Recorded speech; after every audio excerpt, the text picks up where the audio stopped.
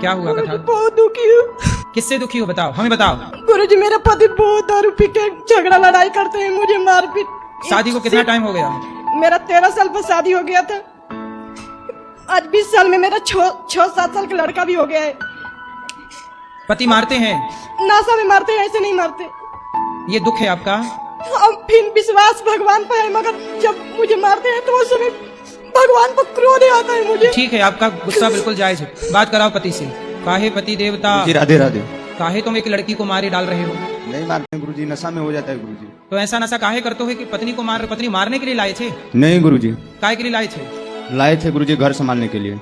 तो दूसरे की लड़की लाके उसे मार रहे हो? नहीं ज्यादा ही गुरु- मर्दानगी दिख रही है तो किसी पहलवान से लड़ो, एक नहीं महिला गुरु- को मार रहे हो। ऐसे नहीं मारते हैं गुरुजी, नशा में ऐसे होता है। नशा कोई मार डालो ना, काहे करना है नशा? गुरुजी नशा भी छोड़ देते हैं 2-2 महीना 3-3 महीने, लेकिन गुरुजी साथ में रहने वाले के साथ में वैसा हो जाता उन है। साथियों को 4 जूता मारो, नालायकों को जो तुम्हें शराब पिला रहे हैं। जी गुरुजी। उनके चक्कर में तुम अपनी पत्नी को मार रहे हो। जी गुरुजी। किसी अबला नारी को, जो पत्नी अपने बाप को, अपनी माँ को, अपने परिवार को छोड़ के केवल पति के पास है। जी जी। पति का, अच्छा ये बताओ, कुत्ता भी यदि आपके द्वार पे आ जाए ना जी गुरुजी। तो आप उसे भी रोटी देते हैं? देते हैं गुरुजी। और यदि रोज कुत्ता आपके द्वार पे आने लग जाए तो आप उस कुत्ते का ख्याल भी रखने लग जाते हैं कि भाई मेरे रोज आता है। उस कुत्ते का भी आप अपमान नहीं करते। जी। और ये पत्नी तो परिवार छोड़ के आई है अपने पति के लिए।